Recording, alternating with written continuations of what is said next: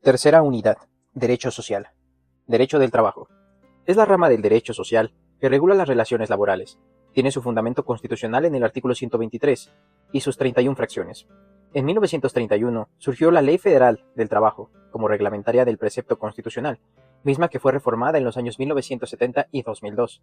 La definición anterior, como todas las que expresan en el presente trabajo, tiene la idea de ser introductoria y práctica. De esta se destacan dos actores, trabajadores y patrones. Trabajadores. En una idea también introductoria, diríamos que son personas que ejercen trabajo. ¿Y qué es trabajo? El trabajo es la energía humana, orientada hacia la producción de bienes, sean estos materiales, intelectuales o espirituales, encaminados a resolver necesidades. Recordaremos que, al inicio del trabajo, cuando hablamos de nacimiento del Estado, dijimos que el trabajo fue, es y seguramente será la actividad que ha permitido al hombre seguir existiendo, pues no nos adaptamos mecánicamente a la naturaleza, sino que intentamos adaptarla a nosotros, y esto lo hacemos mediante el trabajo. Ver el Estado, p. 21. Así, el trabajo es fundamental para la existencia humana. Son las personas físicas que prestan a otras personas, físicas o morales, una labor de subordinación. A los patrones los definiremos como los dueños del capital, y el capital como el trabajo acumulado, la riqueza destinada a crear más riqueza. La historia de la humanidad es la historia del trabajo y de la producción. Por ello, desde siempre, los seres humanos hemos trabajado. El trabajo tendrá las características que el desarrollo de la técnica y de la ciencia le permiten. En paralelo al trabajo y a la producción, se han presentado fenómenos donde unos se aprovechan del trabajo de otros por el lugar que ocupan respecto a la propiedad o el proceso productivo, y por ello existen las clases sociales.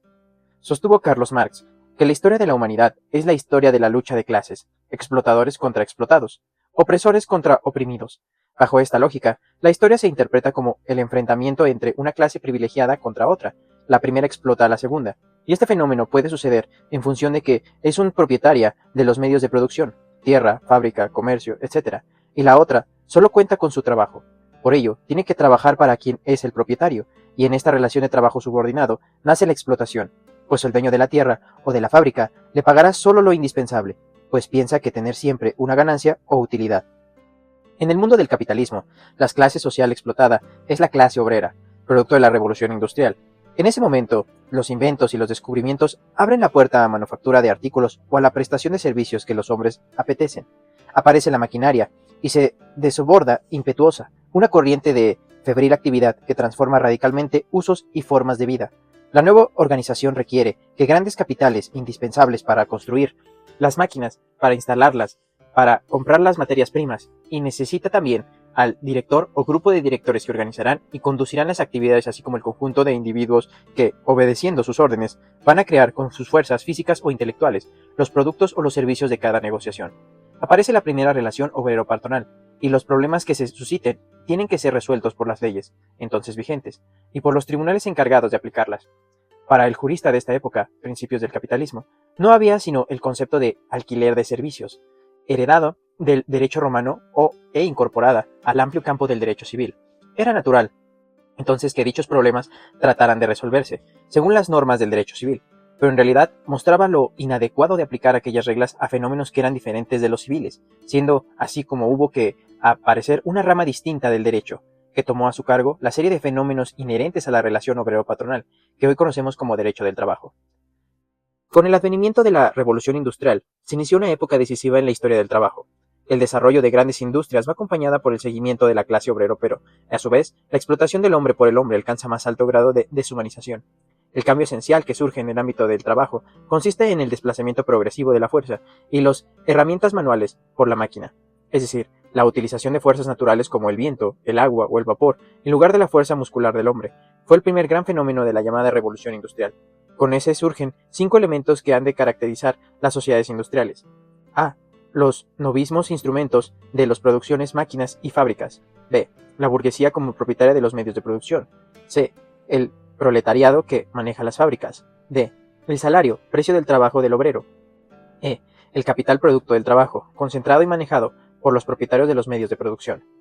En México, el nacimiento de la clase obrera, en términos de ser tomados en cuenta como clase social, se dio en el siglo XIX, fundamentalmente durante el gobierno del presidente Porfirio Díaz. Desde luego, los trabajadores de esta época no tenían los derechos básicos laborales, y como es natural, realizaron luchas para conseguirlos. Las huelgas de Río Blanco y Cananea son consideradas como las más representativas y uno de los antecedentes de la Revolución Mexicana. La huelga de Cananea, en el estado de Sonora, fue declarada el 31 de mayo de 1906. Las prestaciones solicitadas por los trabajadores nos indican el grado de explotación y opresión a la que estaban sometidos. La destrucción de un mayordomo, capataz, sueldo mínimo de 5 pesos por 8 horas de trabajo, que los mexicanos ocuparan el 75% de los cargos en la empresa y el restante 25% los extranjeros, teniendo estos las mismas aptitudes que los nacionales. Poner hombre al cuidado de las jaulas, embalajes, pues era una fábrica minera. Derecho a ascenso según sus aptitudes. La otra huelga, la de Río Blanco, estado de Veracruz, el 7 de enero de 1907, tuvo su antecedente en un laudo emitido por el presidente de la República respecto a un reglamento de trabajo para la industria textil elaborado por los patrones y dirigente para los trabajadores. En el laudo se dio la razón a los patrones, provocando irritación laboral que se expresó en un amontonamiento y la quema de la tienda de raya. Ambos movimientos terminaron con el aplastamiento de los obreros. Los trabajadores mexicanos, antes de la Revolución Mexicana, no tenían derechos propios, como el salario mínimo, jornada laboral de 8 horas, prestación alguna, derecho a la huelga, etc. Recordemos que en 1916 se pensaba no hacer una nueva constitución, sino reformar la de 1857, pero los acontecimientos rebasaron la intención inicial y se formó el Congreso Constituyente que vendría a elaborar la actual constitución vigente. Para efecto del derecho laboral, cuando se dio la lectura al proyecto del artículo 5, los debates se orientaron a la necesidad de que en la Constitución se incorporaran los derechos mínimos de los trabajadores y las bases de la relación laboral entre trabajadores y patrones. Fue así como se plantearon las bases del artículo 123 constitucional. Para ello, se formó una comisión integrada por Pastor Reuex, Héctor Victoria, Hirberto Jara, Freud Manjarres, Alfonso Griviato y muy especialmente Luis Fernando Martínez, José Natividad Macías, Rafael de los Ríos, José Inocente Lugo, quienes fueron los autores intelectuales de uno de los artículos sociales más sobresalientes de la Constitución en vigor. En el memorable sesión del 23 de enero de 1917, se discutió y aprobó por la Asamblea Legislativa de Querétaro el texto del artículo 123, por 173 ciudadanos diputados constituyentes, como parte integrante de la Constitución Social, bajo el rubro del trabajo y de previsión social, que originó el Estado de Derecho Social con garantías sociales para los trabajadores, frente a la Constitución Política con otro capítulo formando con las garantías individuales y las organizaciones de los poderes públicos, legislativo, ejecutivo y judicial, que integran el moderno Estado político. Habrá que recordar que el artículo 5 constitucional establece que toda persona tiene el derecho de dedicarse a la profesión que más le agrade, siendo lícita, lo que constituye la libertad de trabajo, y que toda actividad laboral debe remunerarse. Las únicas actividades profesionales no remuneradas son las censales y las de jurado en las elecciones populares. Artículo 123 constitucional. Se compone de 2 apartados, el apartado A y el reglamenta las relaciones laborales de todos los trabajadores y sus patrones, estableciendo los derechos fundamentales como la jornada máxima de trabajo, los salarios mínimos, derecho a formar sindicatos y a la huelga, días de descanso obligatorio, entre otros. El apartado B, que se refiere a las relaciones entre los gobiernos federal, estatal y municipal y sus trabajadores. Los derechos de estos trabajadores son, en principio, similares, pero limita algunos de ellos. Los contenidos más destacados del artículo 123 son la duración máxima de las jornadas de trabajo y consideraciones especiales a los menores y mujeres, el salario mínimo, los días de descanso y vacaciones obligatorias, el derecho a recibir prestaciones de salud, aguinaldo, reparto de utilidades, derecho a la capacitación y al adiestramiento, derecho a la sindicalizarse, el derecho a la huelga o paro, la primera para los trabajadores y la segunda para los patrones, el derecho a la seguridad social, el derecho a la vivienda, el derecho a la seguridad e higiene. Estos son los mínimos derechos de los trabajadores que se operan en las leyes reglamentarias del 123 constitucional. Son, para el apartado A, la Ley Federal del Trabajo, vigente desde el 28 de agosto de 1931, abrogada una vez que entró en vigor la de 1 de abril de 1970 y sus reformas en el año del 2002. El apartado B, la Ley Federal de los Trabajadores al Servicio del Estado, que entró en vigor desde el 27 de diciembre de 1963.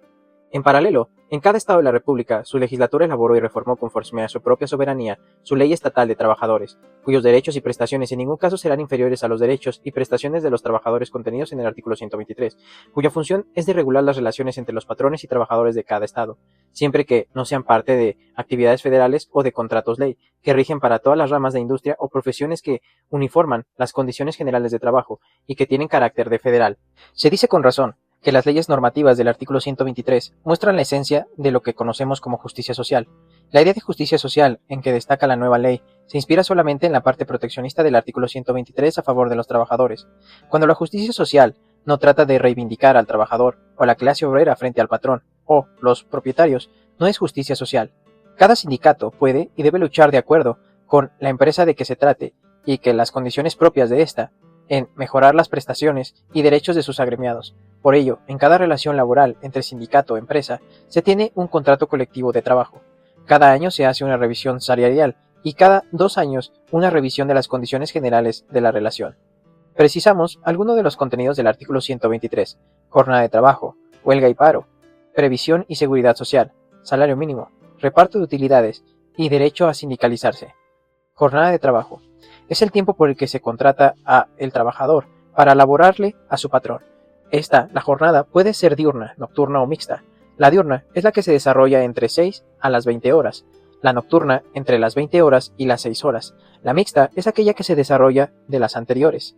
Deberá ser menor de 3,5 horas que correspondan a la nocturna, pues de ser más, se considerará nocturna.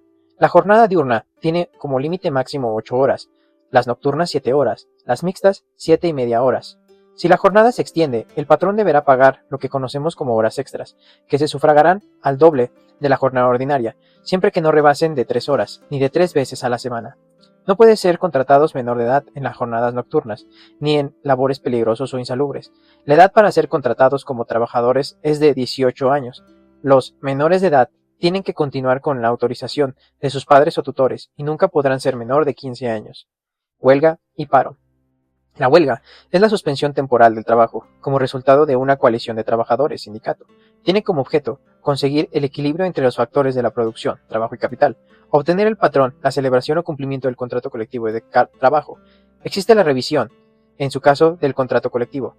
Paro es la suspensión temporal de las actividades laborales llevada a cabo por el patrón, cuando existen causas de fuerza mayor y falta de materia prima, excedente de producción, incosteabilidad, falta de fondos, etc. Todo esto no imputable al patrón. Previsión y seguridad social. Es el derecho que tienen los trabajadores y sus familias de gozar de la atención médica y prestaciones sociales. Para dar cumplimiento a estos derechos se han constituido instituciones para los trabajadores y sus familias. El apartado A, el IMSS, Instituto Mexicano del Seguro Social. Para los del apartado B, ISSSTE, Instituto de Seguridad y Servicios Sociales para los trabajadores del Estado. Instituciones hoy en graves crisis financieras, razones por las que ofrecen sus servicios con limitaciones de todo tipo, y que en el futuro no podrán cubrir las pensiones y jubilaciones a sus derechohabientes. Salario mínimo. El salario es la retribución menor que tiene que pagar el patrón a sus trabajadores como producto del trabajo realizado. Conforme a lo establece el artículo 123, debe ser lo suficiente para satisfacer las necesidades normales de un jefe de familia, en el orden material, social y cultural, y para proveer a la educación obligatoria de los hijos. Los salarios mínimos profesionales se fijarán considerando, además, las condiciones de las distintas actividades económicas. Desde luego, habrá que decir que este derecho aún no se cumple, pues los salarios en general, y los mínimos en particular, son insuficientes para cumplir el mandato previsto. Los salarios mínimos los fija la Comisión Nacional de Salarios Mínimos y la regional, integrada por representantes de patrones, trabajadores y del gobierno. Indexación, salarios mínimos. Se modifican los artículos 26, 41 y 123 del Constitucional. La reforma constitucional en materia de desindexación del salario mínimo prevé la creación de la Unidad de Medida y Actualización UMA, que permite la desvinculación del salario mínimo a diversas leyes. Se otorga al Instituto Nacional de Estadística y Geografía, INEGI, la facultad de establecer el valor de la UMA, aplicando el procedimiento previsto en el régimen transitorio, el cual toma como base la inflación, a través del Índice Nacional de Precios al Consumidor, con la finalidad de respetar la utilización del peso como única moneda de curso legal en el territorio nacional. Se propone que el artículo 26 de la Constitución establezca que las obligaciones y supuestos previstos en los distintos ordenamientos jurídicos que se denominen en UMA se deberán solventar entregando su equivalente en moneda nacional. Para ese efecto, deberá multiplicarse el monto de la obligación o supuesto, expresando en las citadas unidades, por el valor de dicha unidad a la fecha correspondiente. Se señala que, en congruencia con la creación de la UMA, que sustituya al salario mínimo como unidad de cuenta, resulta necesario reformar el artículo 41, base 2, inciso A, de la Ley Suprema, relativo al financiamiento de los partidos políticos, que hoy en día utilizan el referido salario mínimo como instrumento de actualización del citado financiamiento. En el artículo 123 se reforma el párrafo primero del apartado A para establecer que el salario mínimo no podrá ser utilizado como índice, base, medida o referencia para fines ajenos a su naturaleza.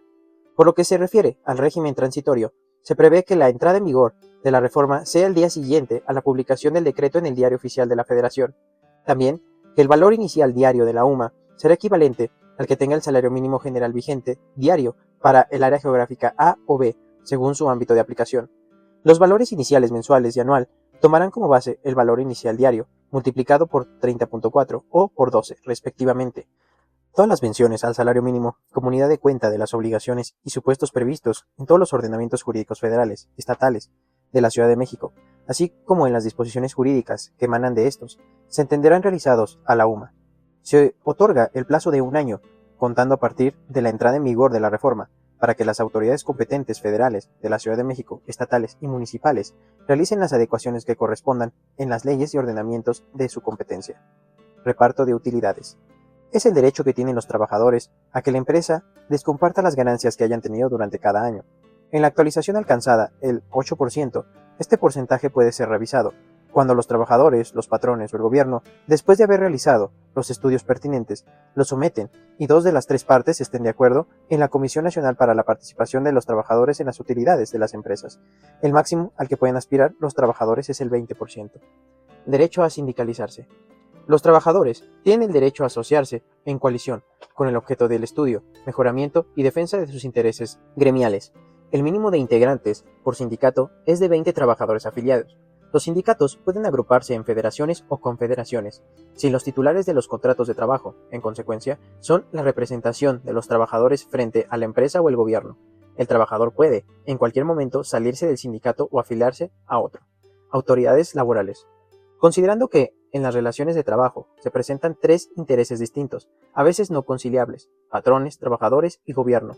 Las autoridades tienen carácter propio. Las autoridades pueden ser administrativas o jurisdiccionales.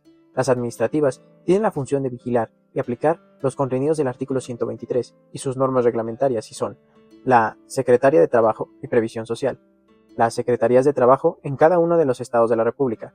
Las autoridades jurisdiccionales tienen la función de encauzar y resolver los conflictos obrero-patronales. Son la Junta Federal de Conciliación y Arbitraje, las Juntas Locales de Conciliación y Arbitraje. Se integran por representación de cada uno de los sectores productivos e intereses, patrones, trabajadores y la representación del gobierno. Se denominan de conciliación y arbitraje porque intentan conciliar los intereses de las partes, y arbitraje porque, cuando no se llega a un acuerdo, las partes, que son los representantes de cada uno de los sectores señalados, se someten a un juicio que termina con una sentencia llamada laudo. Legislación laboral vigente. Se encuentra contenido en los siguientes ordenamientos jurídicos: en la Constitución Política de los Estados Unidos Mexicanos, tratados internacionales laborales, en la Ley Federal del Trabajo, la Ley Federal de los Trabajadores al Servicio del Estado, en las leyes de trabajo de cada uno de los estados, en la Ley del Seguro Social, en la Ley General de Sociedades Cooperativas y en la Ley Orgánica de Administración Pública Federal. Derecho a la Seguridad Social. Es la rama del derecho social que se encarga de estudiar la regulación de principios e instituciones que aplican, administran y vigilan las políticas de bienestar público por parte del gobierno en los sectores menos favorecidos. Derecho a la seguridad social. Se utiliza como una de las divisiones que, sobre material normativo, efectúa no el legislador, sino el científico del derecho, con objeto de facilitar sus estudios. Como disciplina autónoma, sería útil solo si descubrimos derecho positivo, específicas técnicas no descritas por alguna otra disciplina jurídica, técnicas concebidas para garantizar la seguridad económica individual, conseguida mediante la organización de cierta redistribución económica. Como se ha expresado, la Revolución Mexicana incorporó a la legislación los llamados derechos sociales. Estos se encuentran estipulados fundamentalmente en los artículos 3, 4, 27 y 123 constitucional, y son la base de la seguridad social. El derecho a la salud. El artículo 4 constitucional establece que toda persona tiene derecho y protección de la salud. La ley definirá las bases y modalidades para el acceso a los servicios de salud y establecerá la concurrencia de la Federación y las entidades federativas en materia de salubridad general, conforme a lo que dispone la fracción 16 del artículo 73 de esta Constitución. El artículo 73, fracción 16, indica que entre las facultades del Congreso de la Unión están las de dictar leyes sobre salubridad general de la República. En consecuencia del marco señalado, el gobierno federal ha venido creando y consolidado diversas instituciones encargadas de ofrecer a los mexicanos la salud pública. En 1917 se creó el Departamento de Salubridad, que evolucionó en 1943 en la Secretaría de Salubridad y Asistencia, hoy la Secretaría de Salud. Junto a ella está el IMSS, Instituto Mexicano del Seguro Social, que nace el 31 de diciembre de 1942 como seguro obligatorio. Es el instituto encargado de satisfacer las necesidades de salud para los trabajadores y sus familiares, del artículo 123, y el ISSSTE, Instituto de Seguridad y Servicios Sociales de los Trabajadores del Estado, también de vigencia en 1944, que es el encargado de satisfacer las necesidades de los trabajadores al servicio del Estado federal. Apartado B del citado artículo también está el ISFAM, Instituto de Seguridad Social para las Fuerzas Armadas Mexicanas, el DIF, federal, estatal y municipal, Desarrollo Integral de la Familia, institución que, entre otras funciones, igualmente ofrece servicios de salud. INAPAR, Seguro Popular, y en cada una de las entidades de la República existen instituciones de salud, encargadas de satisfacer las necesidades de los trabajadores y sus familias, de los gobiernos estatales y municipales. Todas las instituciones públicas señaladas conforme al sector salud, que intenta ser válido el derecho a la salud, cada una de ellas tiene personalidad jurídica y patrimonio propio, y atención a sectores predeterminados, ya sea estos asalariados o no. El IMSS, junto a los servicios de salud, ofrece y garantiza, además de los servicios médicos y hospitalarios, seguro de invalidez, vejez, cesantía de edad avanzada, muerte, guardería para los hijos de los asegurados, jubilación y pensión para los trabajadores y sus familias. El patrimonio del IMSS se integra por las cotizaciones, aportaciones que realizan los trabajadores, los patrones y el gobierno. Estas aportaciones ya no son suficientes, pues, además, el número elevado de personas que atiende, alrededor de 45 millones de derechohabientes, los estudiantes también tienen derecho a recibir sus servicios, no importando si sus padres son derechohabientes o no. Solo cotizan menos de 10 millones de trabajadores. Tiene que cubrir los pagos de sus pensionados y jubilados, más de 2 millones de personas, y en el futuro inmediato seguirán creciendo. Para el año 2020 habrá más jubilados y pensionados que trabajadores en activo. Por ello, se ha planteado reformas que tienen como base mayor monto a las cotizaciones y alargar la edad para poder jubilarse. El patrimonio del ISSSTE se integra por las cotizaciones que realizan los trabajadores al servicio del gobierno y el gobierno. Las prestaciones que ofrece son similares a las del IMSS, e igualmente se encuentra en crisis, dado que las aportaciones que realizan el gobierno y sus trabajadores ya no serán suficientes para pagar las pensiones y jubilaciones de sus derechohabientes, junto a los servicios médicos y hospitalarios. Asimismo, se ha planteado reformarlo para hacer frente a su inestabilidad financiera, sobre las bases propuestas al IMSS. Vivienda. Artículo 4 constitucional. Garantiza el derecho a la vivienda. Cuando la letra dice, toda familia tiene derecho a disfrutar de vivienda digna y decorosa, la ley establecerá los instrumentos y apoyos necesarios a fin de alcanzar tal objeto. Si bien, la redacción no es la mejor, pues las condiciones de vivienda no tienen que ver con lo digno y decoroso de quien lo habite. Lo que quisiera decir los legisladores es que las familias tienen derecho a una vivienda con los servicios básicos. Con algunos derechos contemplados en la Constitución, el derecho a la vivienda para las familias en muchos casos es aún una aspiración, pues carece de ella o donde habitan fallan los servicios mínimos o viven hacinados.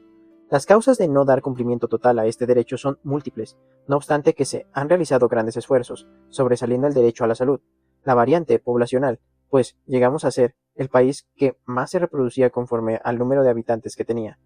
Las instituciones públicas, independientemente de las privadas que ofrecen financiamiento o de las particulares por su propia cuenta se hagan de ella, encargadas de la vivienda popular son, para los trabajadores del apartado A, el Infonavit, Instituto Fondo Nacional de Vivienda de los Trabajadores. Para el apartado B, el FOVISSSTE, Fondo de la Vivienda del ISSSTE. Estas instituciones tienen personalidad jurídica y patrimonio propio, que se integra por las aportaciones que realizan en la primera los patrones, los trabajadores y el gobierno, y en la segunda los trabajadores y el gobierno. El gobierno federal creó para los no asalariados el FONAPO, Fondo Nacional de Habitaciones Populares. En paralelo, en cada una de las entidades existen organismos de vivienda popular financiados con fondos públicos estatales.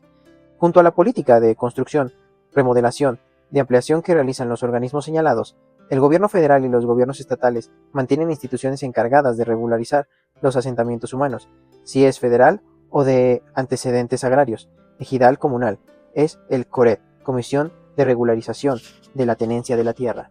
Sistema de ahorro para el retiro. Previendo que las instituciones encargadas de pensionar y jubilar a los trabajadores y sus familias entrarían en crisis en 1992, se creó un sistema donde los patrones aportan el 2% sobre el salario del trabajador, en cuentas individuales, y cuando éste se retire, incapacite o quede desempleado, podrá hacer uso de este ahorro al trabajador.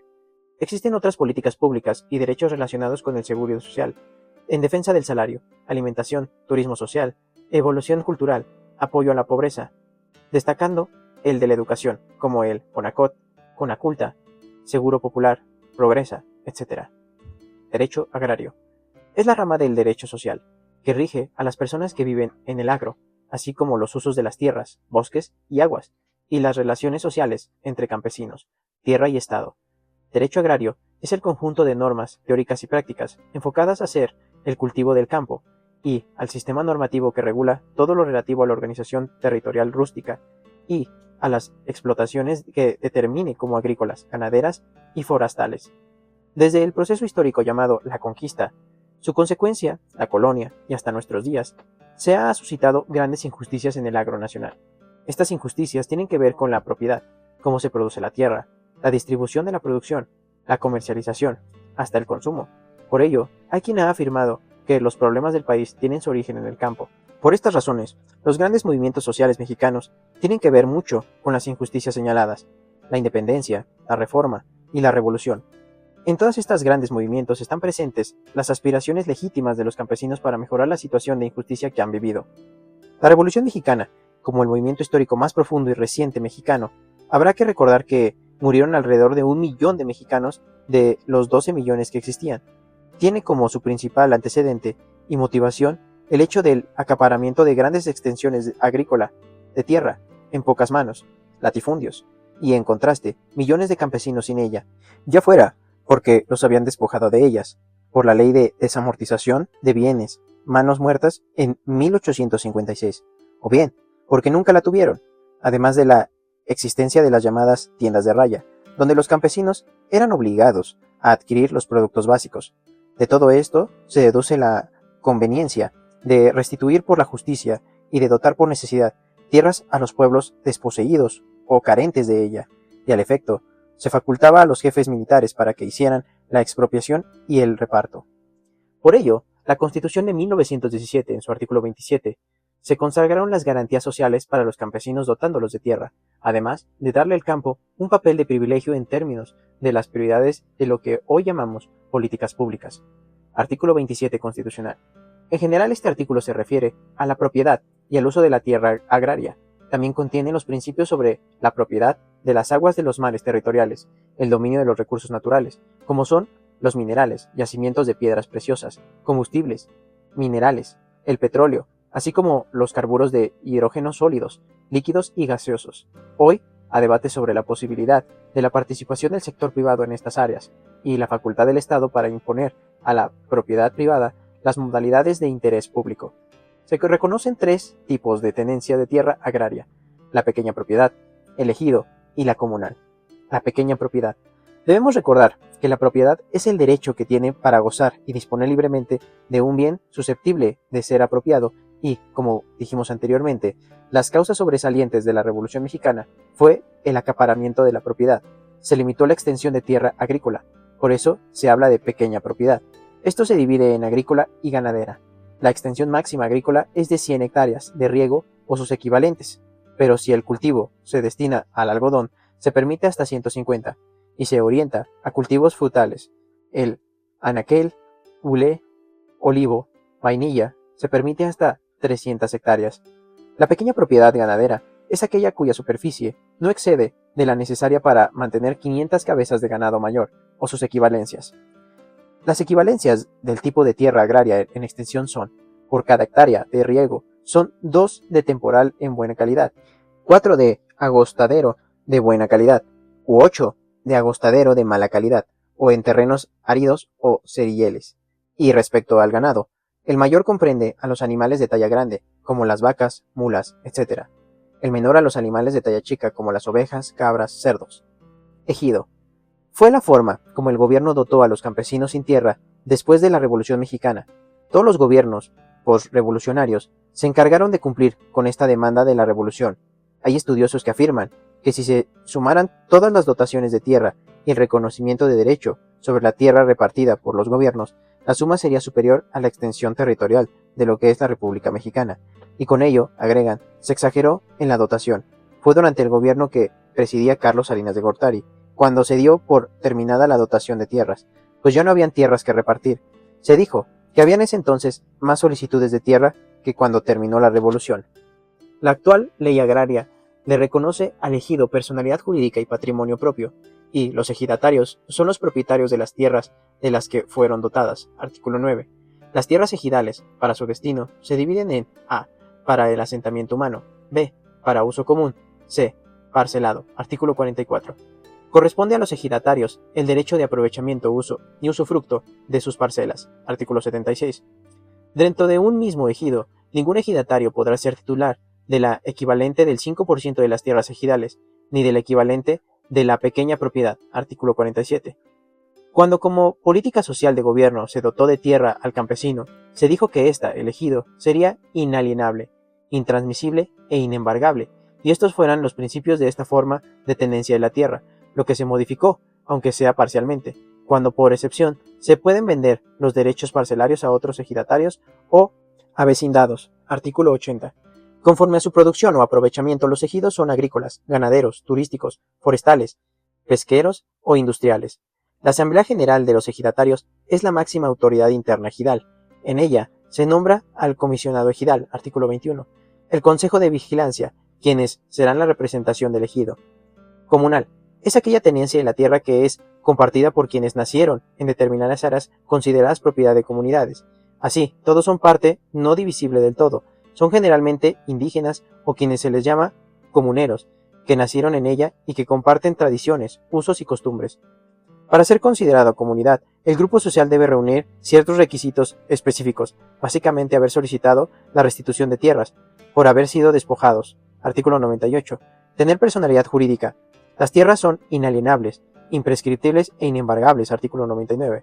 La comunidad determinará el uso de las tierras, su división en distintas porciones, según distintas finalidades y la organización para el aprovechamiento de sus bienes. Artículo 100. La representación de la comunidad estará a cargo de los comisarios, comisariado, de órganos comunales y gestiones administrativas. Es la Asamblea General de las Comunidades la máxima autoridad interna. Esta se desarrollará conforme a las establezcan sus reglas internas o por costumbres. Artículo 99. La vigencia de la actual legislación agraria derogó la que fue la base del reparto agrario, fundamentalmente la Ley de Reforma Agraria, y los propósitos y políticas públicas ya no son equivalentes a aquellas. Sobresalen como nueva operación agraria la Ley Agraria, la competencia y funciones de la Secretaría de la Reforma Agraria, contenidas en la Ley de la Administración Pública Federal, el Reglamento Interior de la Secretaría, así como la Ley Orgánica de los Tribunales Agrarios. Derecho ecológico. Es la rama del derecho social que se encarga de estudiar la reglamentación jurídica que relaciona al hombre con su hábitat. También se le conoce como derecho ambiental. Los humanos, como cualquier otro ser vivo, nos desarrollamos en un sistema ecológico. Si bien, esto es obvio, nuestra conducta pocas veces lo tiene presente, pues el comportamiento humano deteriora el hábitat donde nos encontramos. Este deterioro repercute en todos los seres vivos, incluyéndonos. La especie humana es una categoría biológica. La humanidad es un proyecto cultural. No obstante, las diferencias de modos de vida, de concepciones filosóficas, políticas que tenemos los seres humanos, ocupamos el mismo espacio, globo terrestre, y dado el desarrollo que hemos alcanzado, la globalidad, lo que pasa en un país afecta positiva o negativamente al conjunto de la humanidad. Debemos regular todas las conductas que trascienden aparentemente en espacios propios para proteger el medio ambiente y, en consecuencia, preservarnos. Se habla del desarrollo sustentable, que sería aquel entorno donde nos ubiquemos como parte de la naturaleza, no como un ser aparte, y que las actividades que desarrollemos estén orientadas a darle viabilidad futura, esto es, no dejarle a las generaciones futuras desastres que consistan en la ruptura de equilibrios en todas las cadenas de supervivencia. Con uso racional de los recursos naturales. Las leyes humanas al respecto son muy variadas, pero cada vez se intenta amortizarlas en función de acuerdos bilaterales o multilaterales a través de los organismos internacionales y la presencia en todo el mundo de grupos ambientalistas que presionan afortunadamente en el sentido de evitar más deterioro ecológico y hasta lograr revertir estos. El deterioro que hacemos del medio ambiente se llama contaminación. Se entiende por contaminación la adición de cualquier sustancia al medio ambiente en suficientes cantidades que causen efectos sobre los seres humanos, animales, la vegetación o los materiales que se presentan en cantidades que sobrepasan los niveles normales en los que encuentran en la naturaleza. Tales sustancias pueden presentarse como partículas sólidas, gases o mezclas de estas formas. Los contaminantes más comunes en las áreas urbanas son el dióxido de carbono, los óxidos de azufre y nitrógeno, los hidrocarburos, además del hollín. Como ejemplo de contaminación por partículas naturales, como en las costas, las partículas de sal forman la bruma marina, el polvo en los lugares erosionados el polen en otras áreas, así como en la bruma azulosa exhalada por los bosques, producida por la evaporación de las resinas. La contaminación puede ser biológica, física o química. La ONU tiene un programa para el mejoramiento del medio ambiente, con sede en Nairobi, Kenia, que fue establecida en 1972, derivado de la primera Conferencia de las Naciones Unidas sobre el Medio Ambiente, celebrada en Estocolmo. En 1982 se aprobó la Declaración de Nairobi y sus principales postulados son: A. Que la rápida aceleración de la ciencia y la tecnología le dio al hombre el poder de transformación de todo lo que nos rodea. B. Que la protección y mejoramiento del medio ambiente es cuestión fundamental y deber de todos los gobiernos. C. Que por todas partes se observan graves daños a regiones de la Tierra, contaminación del agua, aire, tierra y los seres vivos, grandes trastornos del equilibrio ecológico de la biosfera. D. Que en los países en desarrollo sus problemas ambientales están motivados por el subdesarrollo y en los países industrializados sus problemas ambientales son a causa de la industrialización y su desarrollo tecnológico. E. Que la defensa y el mejoramiento del humano para las generaciones actuales y futuras se han convertido en una necesidad inaplazable. F.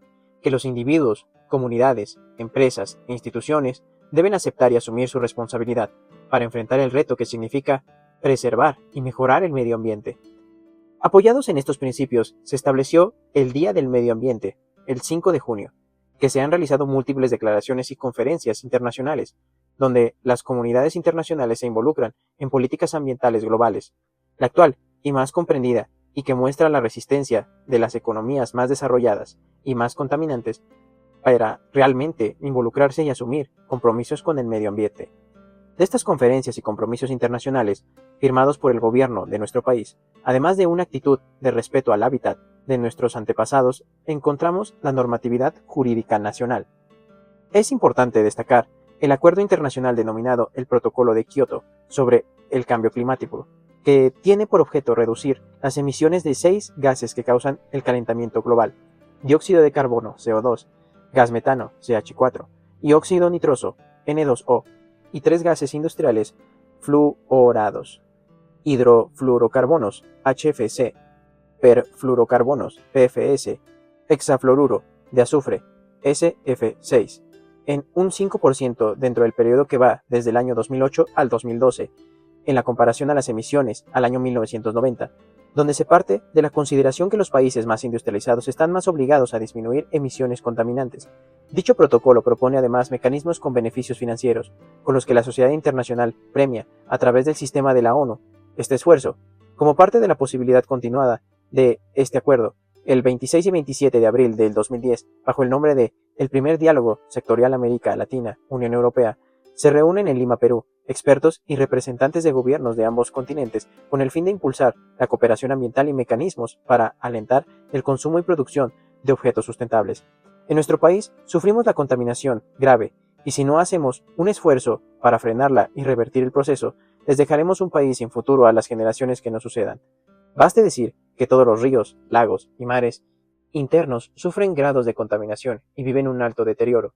Si agregamos que cada mexicano genera alrededor de 1 kilo de basura diaria y que mucho de esta se recoge y la que se recoge no se le da un uso racional, que, aunado que usamos irracionalmente el agua, independientemente que cada año devastamos grandes extensiones de bosques, eliminando a especies animales y vegetales, con ello generamos millones de toneladas de smog por los millones de vehículos que transitan en nuestras carreteras, por las estufas y las fábricas, nos daremos cuenta con la magnitud del problema. Por ese motivo, en las recientes décadas se han venido generando normas jurídicas con la finalidad de enfrentar el problema descrito. Legislación mexicana en materia ambiental. En el artículo 4 constitucional se establece que tenemos derecho a un ambiente sano. Toda persona tiene derecho a un ambiente adecuado para su desarrollo y bienestar. El artículo 27 de la Constitución fija principios ambientales cuando dice: la nación tendrá en todo tiempo el derecho de imponer a la propiedad privada las modalidades que dicte el interés público, así como el de regular, en beneficio social, el aprovechamiento de los elementos naturales, cuidar de su conservación, lograr el desarrollo equilibrado del país. En consecuencia, se dictarán las medidas necesarias para ordenar los asentamientos humanos y establecer adecuadas provisiones, uso, reservas y destino de tierras, aguas y bosques para preservar y restaurar el equilibrio ecológico. Asimismo, el artículo 25 de la Constitución indica que, dentro de las facultades que tiene el Estado como rector del desarrollo nacional, están apoyar e impulsar empresas de todos los sectores, en beneficio general de los recursos productivos, cuidando su conservación y el medio ambiente. De los principios constitucionales se desprende una variedad de normas reglamentarias, destacándose en materia federal la Ley General de Equilibrio Ecológico y la Protección del Medio Ambiente, en donde se presentan las normas de comportamiento de todas las posibles conductas relacionadas con el tema señalado en vigencia desde enero de 1988. De dicha ley y de los diversos acuerdos internacionales se elaboran las normas oficiales mexicanas de cada área de actividad industrial, las NOM. Asimismo, cada entidad tiene una legislación propia sobre el particular, acorde con sus propias condiciones. Por ejemplo, en la Ciudad de México se obliga a los dueños de los automotores a la revisión semestral, verificación de sus vehículos. Derecho educativo. En la rama del derecho social, que se encarga de estudiar reglamentación jurídica correspondiente al proceso de enseñanza y aprendizaje. Si hablamos de proceso educativo, en la definición, empezaremos por definir qué es la educación. El diccionario la define como acción y efecto de educar, instrucción, enseñanza, conocimiento de las normas, de cortesía. El proceso educativo podemos situarlo como el medio a través del cual los seres humanos adquirimos nuestra herencia cultural, la que no solo se limita en la transmisión de valores sino conocimientos y experiencias que nos permiten integrarnos a la sociedad. Tipos de enseñanza. El proceso enseñanza-aprendizaje puede realizarse dentro o fuera de la escuela. En conciencia, es espontánea o natural si se realiza fuera de la escuela, y sistematizada o escolarizada si se realiza dentro de la escuela y lo que ella ofrece. La enseñanza espontánea o natural es empírica, se adquiere fuera de la escuela y la limitación es su característica principal, pues no requiere planes y programas de estudios o un método de organización. Esta forma de adquirir conocimientos fue la única que conoció el ser humano durante buen tiempo de su desarrollo. En la actualidad coexisten la enseñanza espontánea y la escolarizada. La enseñanza sistematizada o escolarizada es aquella que se desarrolla dentro de la escuela. Es una enseñanza planeada, organizada, que debe ser impartida por profesionales. Para el ser humano es un fenómeno relativamente reciente. La enseñanza sistematizada intenta incluir a todos los seres humanos solo hasta el siglo XX, no antes. En la enseñanza escolarizada se pretende estimular y desarrollar en forma armónica integralmente al ser humano, para que se suponen tres aspectos a desarrollar: el aspecto afectivo, el aspecto de conocimiento o cognoscitivo y el aspecto psicomotor. El aspecto afectivo considera estimular y desarrollar los valores de convivencia social en la familia, en la escuela y en general en la sociedad. El aspecto cognoscitivo desarrolla las actividades para la adquisición, información de cultura en general, conocimientos científicos, habilidades matemáticas, comprensión de lectura, manejo eficaz del lenguaje. El aspecto del desarrollo psicomotor estimulará el cuerpo humano y a las habilidades artísticas y deportivas. La preocupación por la educación constantemente ha estado presente en los momentos de las grandes definiciones históricas mexicanas, en la independencia, en la reforma y en la revolución. A cada avance social ha seguido un impulso a las tareas educativas, unas veces definiéndolas ideológicamente, otras extendiendo sus beneficios. La enseñanza sistematizada básica es un derecho, es decir, todos los mexicanos tenemos derecho a recibir educación, y el Estado tiene el compromiso de impartirla, cuando menos en los niveles de preescolar, primaria y secundaria. Este derecho y sus postulados están contenidos en el artículo 3 constitucional. Artículo 3 constitucional. Postulados generales. Todo individuo tiene derecho a recibir educación. El Estado impartirá educación primaria, preprimaria, secundaria y preparatoria en forma gratuita y obligatoria. La educación será producto del acervo cultural y científico de la humanidad y atacará el fanatismo y los prejuicios sociales. La Federación determinará los programas y planes de estudio en los niveles de preescolar, primaria, secundaria y educación normal, y la destina a los obreros atendiendo a las necesidades nacionales y de los estados y sectores sociales involucrados en la educación. La educación desarrollará armónicamente todas las facultades del ser humano, física e intelectuales y morales. La educación fomentará el amor a la patria mediante la defensa de nuestra independencia y el respeto a la soberanía de otros países, aplicando la justicia y solidaridad internacional. La educación será laica. El proceso de enseñanza-aprendizaje público es ajeno a cualquier doctrina religiosa. La educación pública será democrática, en tanto se oriente el mejoramiento cultural, social y económico del pueblo mexicano. La educación pública será popular, contribuirá al mejoramiento de convivencia humana, fuera de todo prejuicio, junto con el aprecio a la dignidad de la persona y la integridad de la familia y de la patria. El Estado atenderá también los diversos niveles que integran el sistema educativo nacional, incluyendo la educación superior. La educación pública fomentará la investigación científica y tecnológica y la difusión de nuestra cultura. Los particulares podrán impartir cualquier tipo y modalidad de educación. pero en los niveles de primaria, secundaria y normal deberán apegarse a los planes y programas de estudio de la Secretaría de Educación Pública tengan establecidos, pues, de no ser así, se revocará la concesión con la consecuente pérdida de la validez oficial. Las universidades e instituciones de educación superior públicas pueden tener derecho a la autonomía, tener un sistema de evaluación y desarrollo, un sistema de carrera profesional docente, responsabilidades del gobierno y la sociedad de la educación. El gobierno mexicano destina actualmente alrededor del 6% del Producto Interno Bruto (PIB) del presupuesto federal para financiar la educación pública. Ello significa una inversión importante y representativa, pero insuficiente. La meta es invertir en un futuro próximo el 8% del PIB, que es la inversión sugerida por la UNESCO. Además del referido artículo 3 constitucional, el artículo 73, fracción 25, faculta al Congreso de la Unión para establecer, organizar y sostener en toda la República escuelas rurales, elementales, superiores, secundarias y profesionales, de investigación científica, de bellas artes y de enseñanza técnica, escuelas prácticas de agricultura y de minería, de artes y oficios, museos, bibliotecas, observatorios y demás instituciones concernientes a la cultura general de los habitantes de la nación, y legislar en todo lo que refiere a dichas instituciones. Para legislar sobre vestigios o restos fósiles y sobre monumentos arqueológicos, artísticos e históricos cuya conservación sea de interés nacional, así como para dictar las leyes encaminadas a distribuir convenientemente entre la Federación, los estados y los municipios el ejercicio de la función educativa y las aportaciones económicas correspondientes a ese servicio público, buscando unificar y coordinar la educación en toda la República. Los títulos que se expiden por los establecimientos que se tratan surtirán sus efectos en toda la República. Esta facultad del Congreso de la Unión concreta la intención de utilizar la educación como palanca de unidad nacional y base del desarrollo. Para cumplir con estas aspiraciones, debemos considerar que para ello requiere de financiamiento, y que éste se logra por los impuestos aportados por los integrantes de la sociedad. Debemos ver esta inversión como un esfuerzo nacional en favor de la educación principalmente para los niños y jóvenes, por lo que debemos responder a la gratitud de la educación estudiando, al esfuerzo que en paralelo realizan nuestros padres con empeño, respetando, fortaleciendo las instituciones y, finalmente, reintegrarle a la sociedad, con trabajo y esfuerzo, los beneficios de que ella hemos recibido.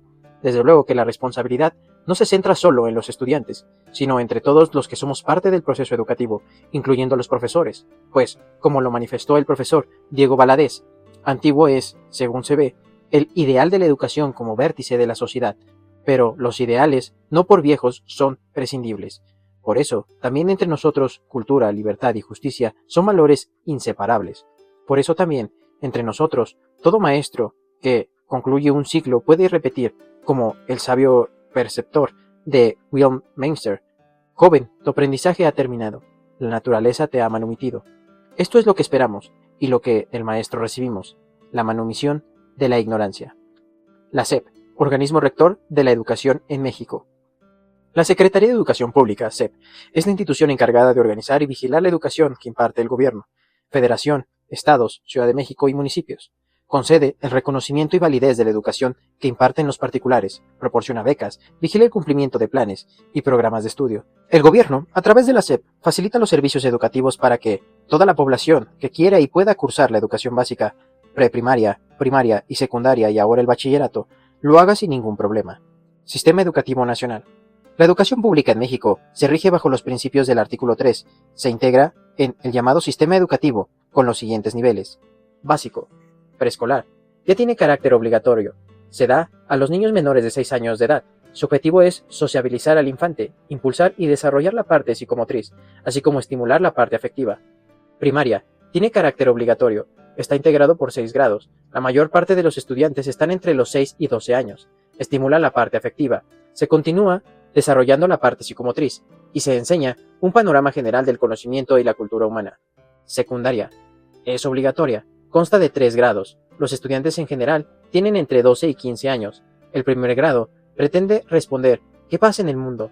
El segundo grado, ¿por qué pasa en el mundo? Y el tercero, ¿cómo pasa en el mundo? Es la primera introducción sistematizada al conocimiento humano por áreas. La parte psicomotriz del estudiante se continúa estimulando. Medio superior comprende bachillerato y educación terminal. Hasta el año del 2022 el bachillerato será obligatorio. Los estudiantes ingresan a este sistema alrededor de los 15 años. El bachillerato tiene una finalidad propedéutica y formativa, esto es, introductoria a las ciencias y de preparación física y mental de los estudiantes, a los que se les transmite, en forma sistematizada y por actividades o ciencias, los diversos conocimientos, para poder ingresar a una carrera superior. Ejemplo, Escuela Nacional Preparatoria, Colegio de Ciencias y Humanidades, Colegio de Bachilleres, etc. La educación terminal es aquella en la que se transmiten a los estudiantes diversos conocimientos y habilidades y técnicas que les permiten a los estudiantes incorporarse al mercado de trabajo. Ejemplo, CONALEP, CEBETIS, CETIS, etc. En algunas de ellas, llevando materias adicionales, se consideran como bachillerato. Educación superior. No tiene carácter obligatorio. Se orienta fundamentalmente en ofrecer conocimientos especializados, en un área científica, técnica o artística, preparando a sus egresados para que se dediquen a la profesión que estudiaron. La educación superior o de especialización se integra por licenciaturas, especialidades, maestrías, doctorados. Legislación en materia educativa. Existen diversas leyes normativas del artículo 3 constitucional. Las sobresalientes son la Ley Federal de Educación, la Ley de Educación para Adultos, Ley para la Educación Normal, Ley para la Coordinación de la Educación Superior, Ley Orgánica de la UNAM. Derecho económico. Concepto. Es la rama del derecho social que se encarga de estudiar la normatividad de los procesos económicos. Al hablar de procesos económicos, hablamos de ciclo económico, integrado por sus fases: producción, distribución, circulación y consumo. El derecho económico es un orden jurídico que responde a las necesidades de una civilización que aún está en vías de formación. Es el enfoque en un nuevo orden jurídico para lograr el desarrollo económico y social. Como se expresó en la primera parte del libro, el derecho positivo, sin la presencia del gobierno, no sería tal. Por ello se realizó una breve historia del nacimiento del Estado y de la íntima relación entre Estado y derecho. Como las relaciones humanas siempre están ligadas a fenómenos económicos, vinculados a la producción. El título de esta parte del curso reúne de dos ciencias independientes entre sí, el derecho y la economía, ambas ciencias sociales. Estas dos ciencias están íntimamente vinculadas.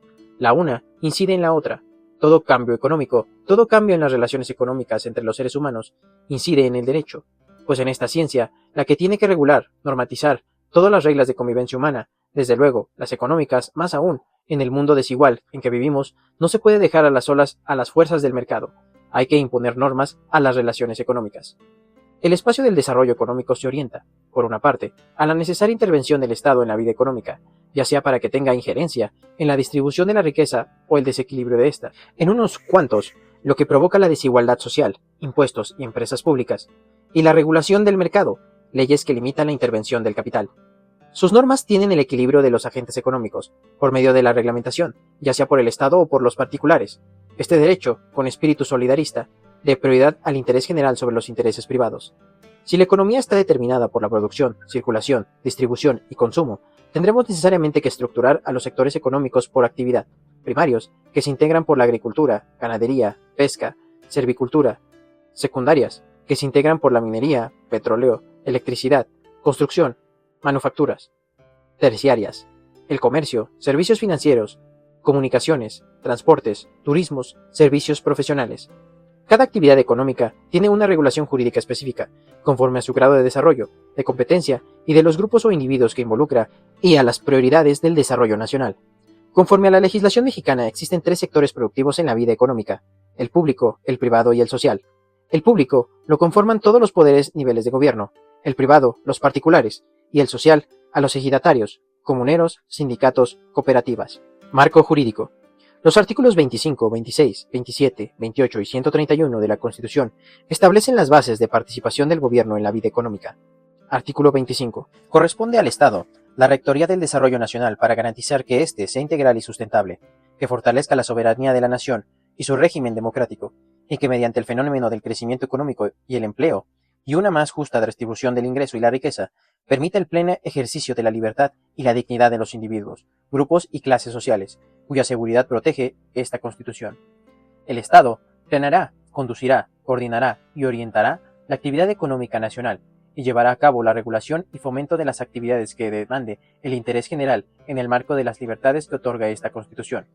El desarrollo económico nacional concurrirá con responsabilidad social, el sector público, el sector social y el sector privado, sin menoscabo de otras formas de actividad económicas que contribuyan al desarrollo de la nación. El sector público tendrá a su cargo las áreas estratégicas que señalan el artículo 28, párrafo 4 de la Constitución, siempre el gobierno federal la propiedad y el control sobre los organismos que en su caso se establezcan. Asimismo, podrá participar por sí o con los sectores social y privado, de acuerdo con la ley, para impulsar y organizar las áreas prioritarias del desarrollo. Bajo criterios de equidad social y productividad, se apoyará e impulsará a las empresas de los sectores social y privado de la economía, sujetándolos a las modalidades que dicte el interés público y al uso, en beneficio general, de los recursos productivos, cuando su conservación y el medio ambiente. La ley establecerá los mecanismos que faciliten la organización y la expansión de la actividad económica del sector social, de los ejidos, organizaciones de trabajadores, cooperativas, comunidades, empresas que pertenezcan mayoritaria o exclusivamente a los trabajadores y en general, en todas las formas de organización social para la producción, distribución y consumo de bienes y servicios sociales necesarios. La ley alentará y protegerá la actividad económica que realicen los particulares y proveerá las condiciones para que el desenvolvimiento del sector privado contribuya al desarrollo económico nacional, en los términos que establezca esta Constitución. Artículo 26. El Estado organizará un sistema de planeación democrática del desarrollo nacional que imprima solidez, dinamismo, permanencia y equidad al crecimiento de la economía para la independencia y la democratización política y social y cultural de la nación. Los fines del proyecto nacional contienen en esta Constitución determinarán los objetivos de la planeación. La planeación será democrática. Mediante la participación de los diversos sectores sociales, recogerán las aspiraciones y demandas de la sociedad para incorporarlas al plan y los programas de desarrollo. Habrá un Plan Nacional de Desarrollo, al que se sujetarán obligatoriamente los programas de Administración Pública Federal. La Ley Federal facultará al Ejecutivo para que establezca los procedimientos de participación y consulta popular en el Sistema Nacional de Planeación Democrática y los criterios para formalización, instrumentación, control y evaluación del plan y programas de desarrollo. Asimismo, determinará los órganos responsables del proceso de planeación y las bases para que el Ejecutivo Federal coordine mediante convenios con los gobiernos de las entidades federativas e induzca y concierte en los particulares las acciones y realice para su elaboración y ejecución. En el sistema de planeación democrática, el Congreso de la Unión tendrá la intervención que señale la ley. Artículo 27. La propiedad de las tierras y aguas correspondientes dentro de los límites del territorio nacional corresponden originariamente a la nación, la cual ha tenido y tiene el derecho de transmitir el dominio de ellas a los particulares, constituyendo la propiedad privada. Las expropiaciones solo podrán hacerse por causa de utilidad pública y mediante indemnización. La nación tendrá en todo tiempo el derecho de imponer a la propiedad privada las modalidades que dicte el interés público, así como el de regular, en beneficio social, el aprovechamiento de los elementos naturales susceptibles de apropiación, con objeto de hacer una distribución equitativa de la riqueza, cuidar de su conservación, lograr el desarrollo y equilibrio del país y el mejoramiento de las condiciones de vida de la población rural y urbana. Artículo 28. En los Estados Unidos mexicanos quedan prohibidos los monopolios, prácticas monopólicas, los estancos y las exenciones de impuestos de los términos y condiciones que fijen las leyes. El mismo tratamiento se dará a las prohibiciones a título de protección a la industria. En consecuencia, la ley castigará severamente a las autoridades, perseguirán con eficacia toda concentración o acaparamiento de una o pocas manos de artículos de consumo necesario y que tengan por objeto obtener el alza de los precios.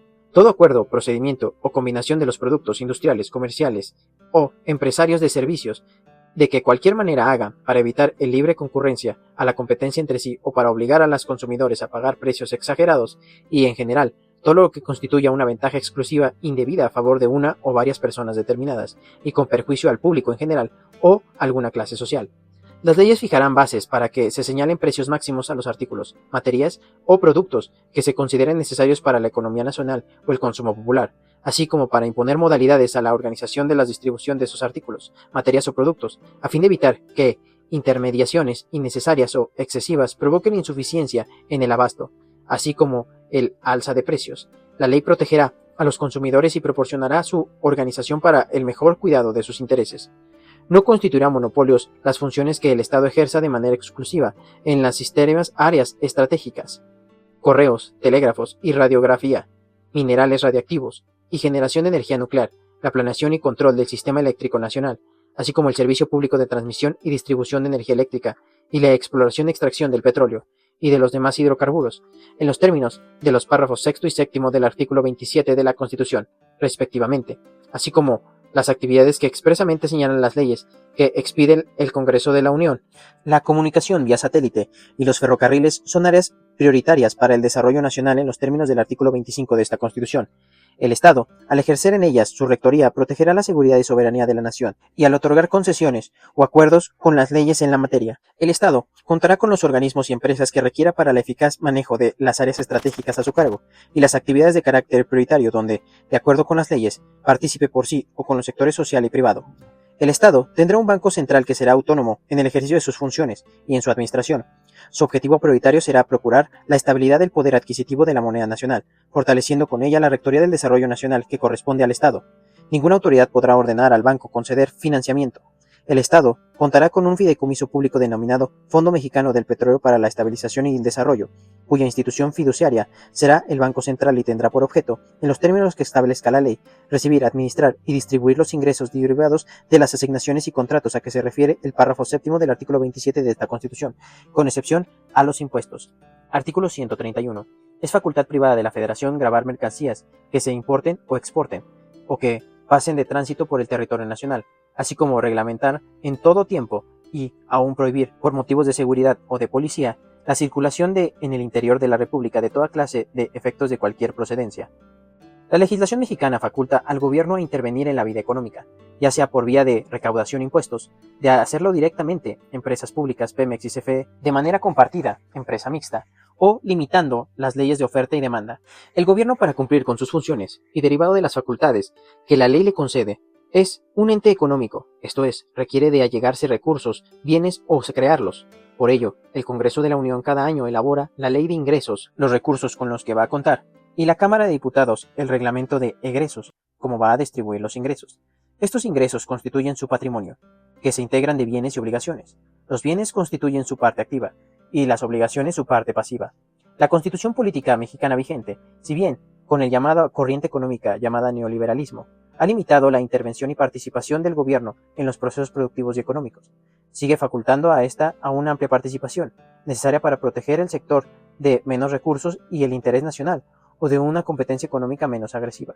En la Ley Federal de Competencia Económica se faculta al gobierno a regular el mercado, evitando las prácticas monopólicas absolutas o relativas, y las concentraciones de mercancías o de las cadenas productivas.